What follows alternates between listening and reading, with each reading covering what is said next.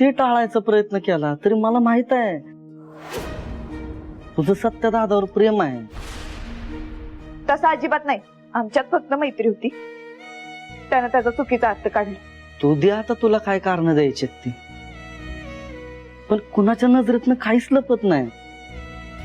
बर ती जाऊ दे, तुला एक सिक्रेट सांगतो, पण कुणाला सांगणार नसेल तरच सांगतो, कारण ती सिक्रेट सत्यदादा, बलमा आणि माझ्यात आहे. तसं हा पप्या शेट दोस्तीतली गुप्ती तर कुणाला सांगत नाही, पण तू आपली बहीण आहे म्हणून तुला सांगतोय. शेवटी तू माझं आयुष्य उभं केलंय. सांगशील का आता? हा सांगतो. इकडे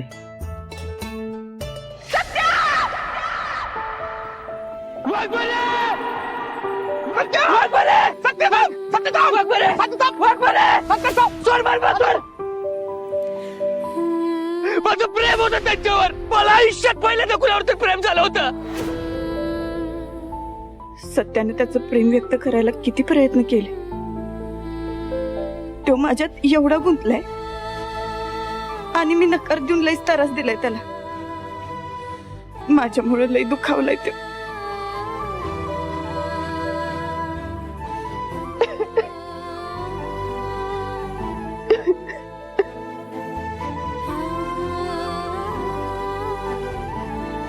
ए पप्या,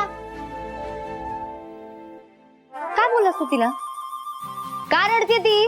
अयो मी नाही काय केलं. इथे इथे म्हण. काय केलंस तू तिला?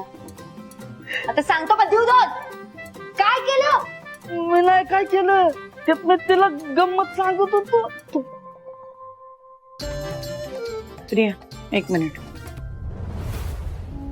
मंजू ग काय झालंय? काय इतकी रडतेस?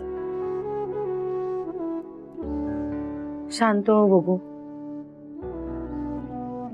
एवढी का रडते? काय झालं असेल नक्की? सत्याशी भांडली असेल का? तसं असेल तर माझं काम सोपंच झालंय म्हणा.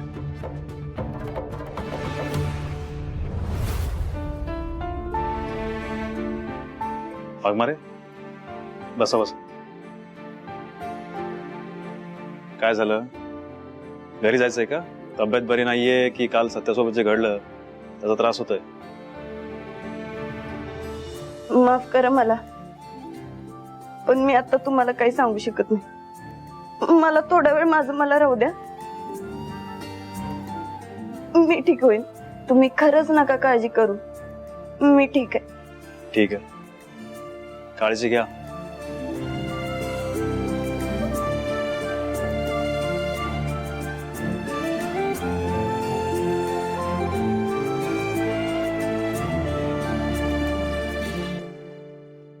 सगळ्या जगाशी भिडणारं सत्य माझ्यासाठी एवढं रडलं म्हणजे खरंच लई गुंतलाय तो माझ्यात. पण आपण एकत्र येऊ शकत नाही हे का कळत नाही त्याला? मला वाटतं माझ्या मनातला त्याचा राग वाढला पाहिजे. आता त्याच्या नजरेतून मी एकदा उतरले की सगळं ठीक होईल. वाघमारे मॅडमचा मला फोन आला. मला का फोन केलास? बोला की. बलमा, मला जरा तुझ्याशी बोलायचंय, महत्वाचं. बोला की. मग असं फोनवर नाही, भेटून बोलायचंय. बरं ठीक आहे.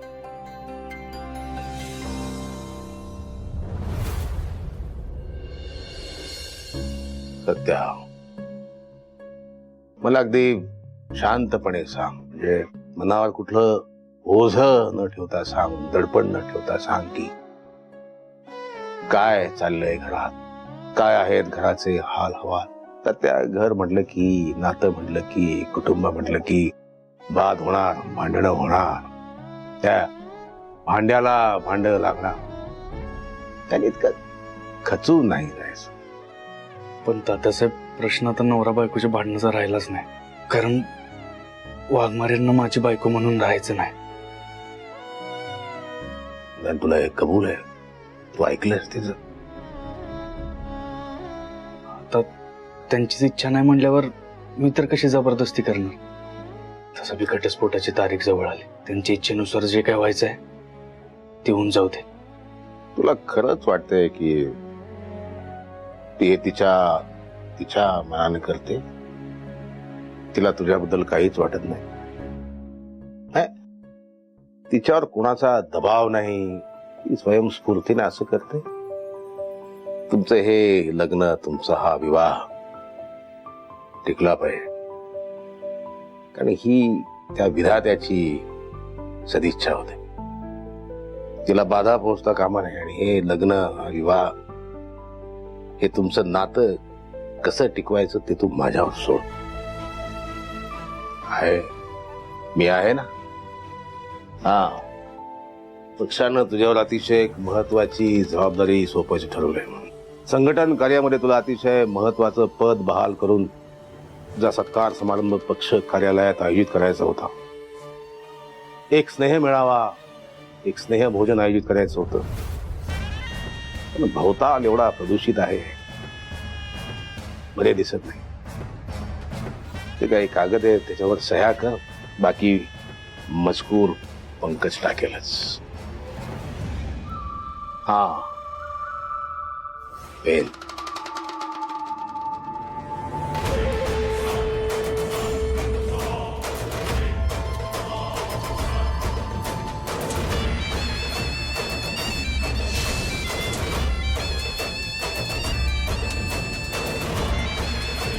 एकनिष्ठ कार्यकर्ता, खरंच एकनिष्ठ,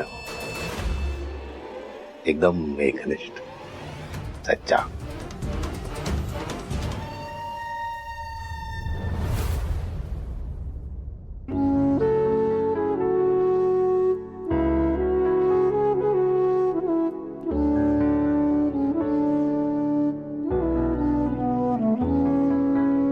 सॉरी बलमा, मला यायला जरा उशीर झाला. सॉरी मला नको, सत्याला मला सॉरी. तुमच्या मनात काय बी नव्हतं तर कशाला स्वप्न दाखवली त्याला? कशाला मैत्री एवढ्या पुढे न्यायची? मग तुमच्यामुळे त्याला किती वाईट वाटते माहितीये का? आमचा वाघासारखा सत्य तिथं ढसा ढसा रडतोय लहान पोरासारखा. तुमच्याबद्दल माझ्या मनात रिस्पेक्टच आहे. मला माहिती तुम्ही वाईट वागत नाही, पण सत्यसंग असं वागायला स्वप्नात पण वाटलं नव्हतं कधी.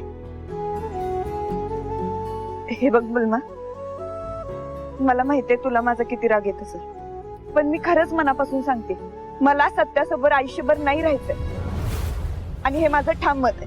वाघमारे मॅडम, तुम्ही खोटं वागताय ना? अहो, का खेळता तुम्ही सत्याच्या मनाशी असं? काय गरज आहे मला त्याच्या मनाशी खेळायची? हे बघ, मला जे योग्य वाटलं ते मी केलं. आता सत्यानं माझ्या मैत्रीचा चुकीचा अर्थ काढला, त्याला मी काय करू? आणि आता हे सगळं तूच जाऊन सांग त्याला सांग, जास्त इमोशनल होऊ नकोस. एक पोलीस आणि एका गुंडाची कधीच बरोबरी नाही होऊ शकत.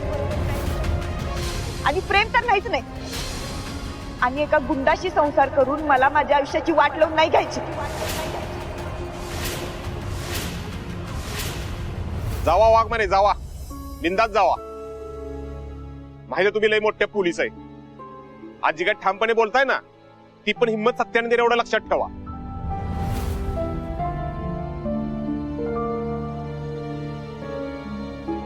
आणि तुम्ही जाण्याने काय फरक पडत नाही त्याला. तुमच्या लाख पटीनं चांगल्या पुरी लागण्यासाठी उभा राहतील. जावा, बिंदास जावा. फक्त एक काम करा, इथून पुढे दुसऱ्याच्या कुणाच्या मनाशी असं खेळू नका.